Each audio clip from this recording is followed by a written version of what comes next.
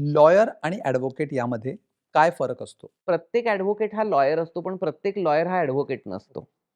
फरक एवढाच आहे, की जेव्हा मी एल-एल-बीहून बाहेर पडतो, त्यावेळी मी लॉयर होतो.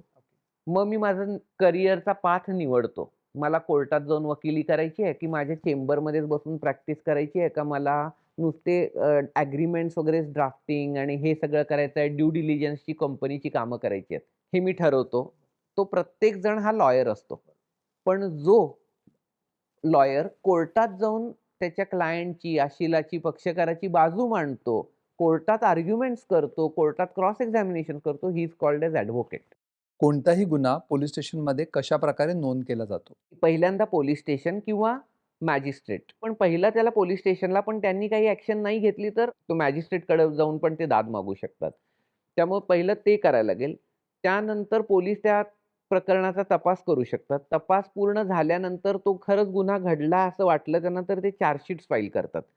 त्यांना वाटलं की नाही गुन्हा झाला असेल, तर ते रिपोर्ट फाईल करतात, की बाबा ह्याच्यात आम्हाला गुन्हा काय दिसून येत नाही असा.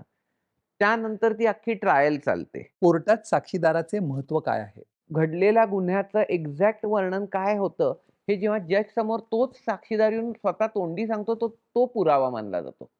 त्यामुळे प्रत्येक हे जे स्टेटमेंट पोलिसांनी नोंदवलेलं असते, हे वाचता येत नाही वरच्या जजनं.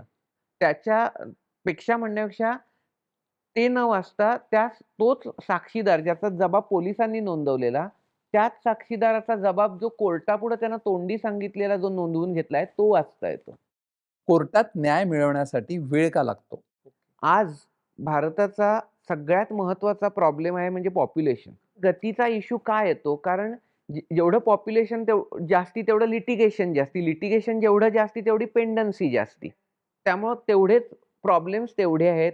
तेवढेच इगोज आहेत लोकांना. म्हणजे प्रॉब्लेमच असेल असं नाही बरं का.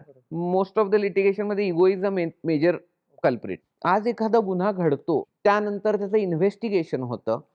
आणि मग चार्जशीट म्हणजे ते पोलीस तपासाचे पूर्ण कागदपत्र कोर्टात सादर होतात.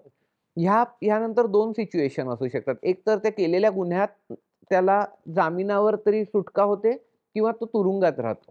त्या मानानं कोर्ट्स आपल्याकडे कमी आहेत. मग कोर्टात ऑप्शन किंवा प्रेसिडन्स जो म्हणतो, कुणाला जास्ती आधी ऐकलं पाहिजे. तर जो माणूस आत आहे त्याला आपण ऐकू. एक बाजू कुठलीतरी वरच्या कोर्टात जाते.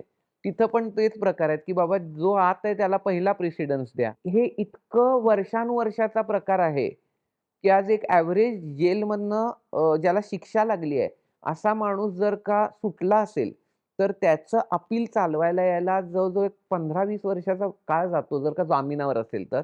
आणि जामिनावर नसेल तर त्याला एक 4-5 वर्ष जातो.